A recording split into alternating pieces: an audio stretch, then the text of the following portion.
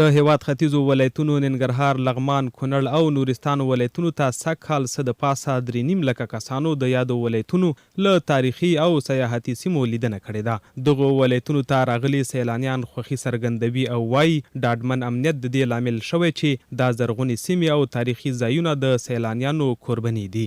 راغلي سیلانیان عزیز الله، بشیر احمد او له کندهار څخه ننګرهار ته راغلی سیلاني نور احمد یې په اړه وایي. د دې ننګرهار ارمان موږ د وخت څخه درلودی چې موږ د ننګرهار خپل افغانستان وګورو سره.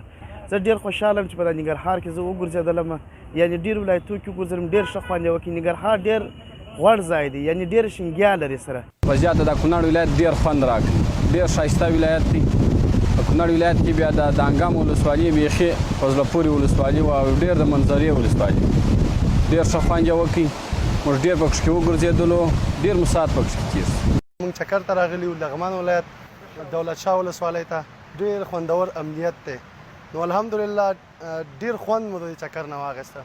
راغلي سیلانیان بیا وایي که په تفریحي ځایونو کې د سړکونو پر بیا رغونه، د اوسېدو پر ځایونو او نورو اسانتیاو په برخه کې کار وشي، نو د کورني اقتصاد د پیاوړتیا ترڅنګ به ډېرو خلکو ته د کار زمینه هم برابره شي.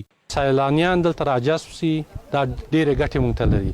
یو خو دا مملکت ټوله دنیا ته معرفي کیږي او هغوی له خوا نه څه عاید راځي د خلکو منطقې خلکو ته.